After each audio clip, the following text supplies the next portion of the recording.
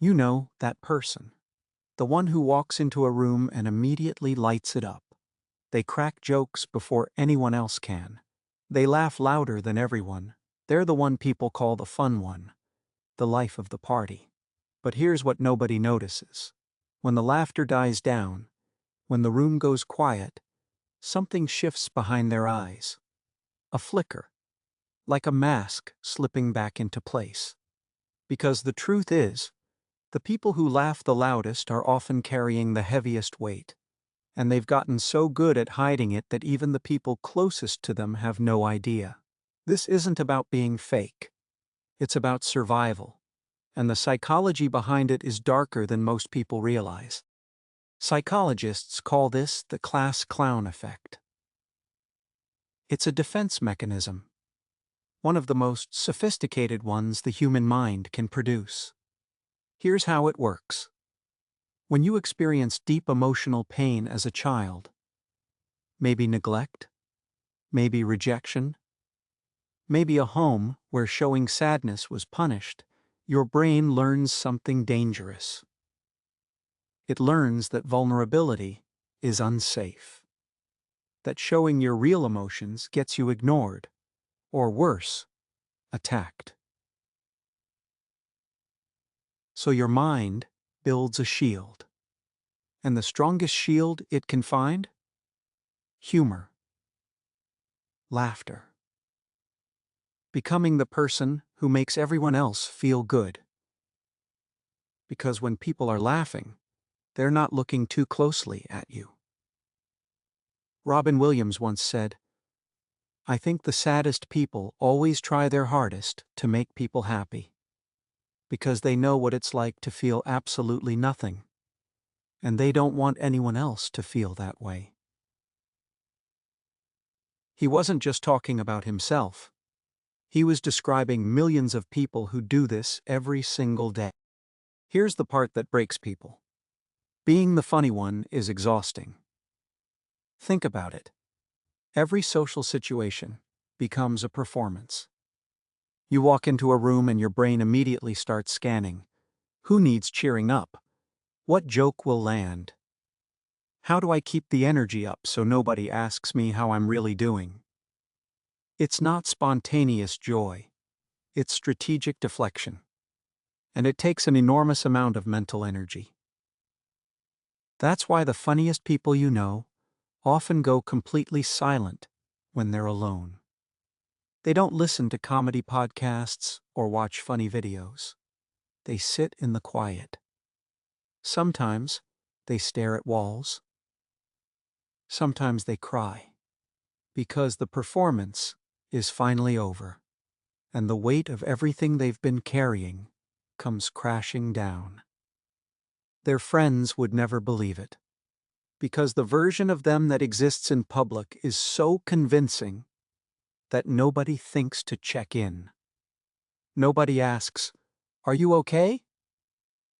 Because you're always the one making everyone else okay. There's a concept in psychology called emotional debt, and people who mask with humor accumulate it faster than almost anyone. Every time you convert pain into a joke, you're not processing that pain. You're postponing it.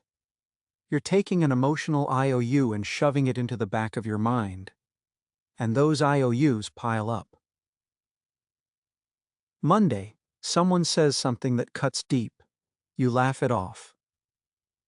Tuesday, you're overwhelmed with anxiety. You crack a joke about it.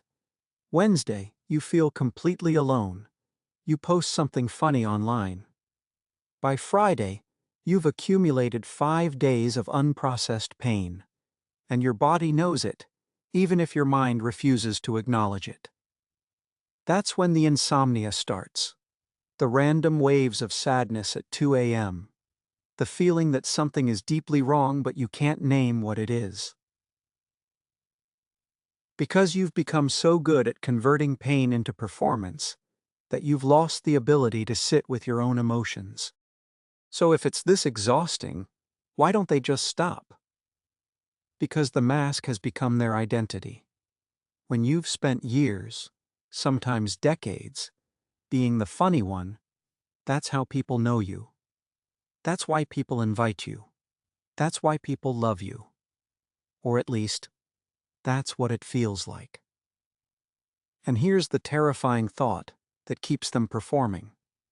If I stop being funny, will anyone still want me around? If I show them who I really am, the anxious, sad, overthinking version, will they stay? Most of the time, the answer they've internalized is no.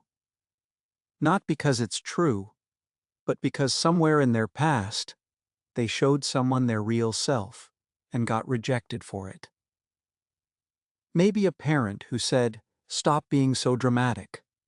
Maybe a friend who disappeared when things got heavy. So they learned, be entertaining or be alone.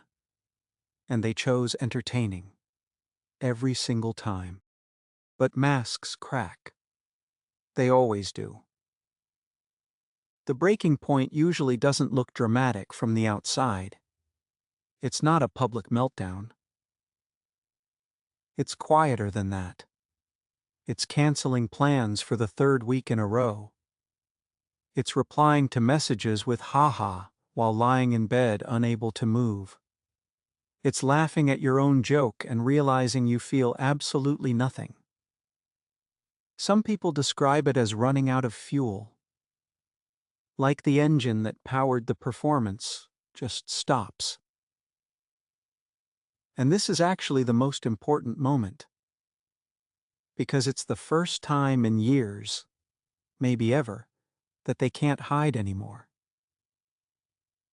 And that vulnerability, as terrifying as it is the beginning of something real. Here's what recovery looks like for the person who laughs the loudest. It starts with one honest conversation. Not a joke, not a deflection, just the truth. I'm not okay, and I haven't been for a long time. It means learning that you are not your humor. That people can love the version of you that sits in silence. That vulnerability isn't weakness. It's the thing that actually builds real connection. And here's the beautiful part. When someone who's been masking with humor finally lets themselves be real, they don't stop being funny. They just stop being only funny. The laughter becomes genuine instead of strategic. The jokes come from joy instead of pain. The loudest laugh in the room becomes the most honest one. If you recognized yourself in this video, know this: you don't have to earn your place in the room. You already belong there, even on the days you don't feel like performing. Which part of this did you recognize in yourself? Leave a comment. You'd be surprised how many people feel exactly the same way.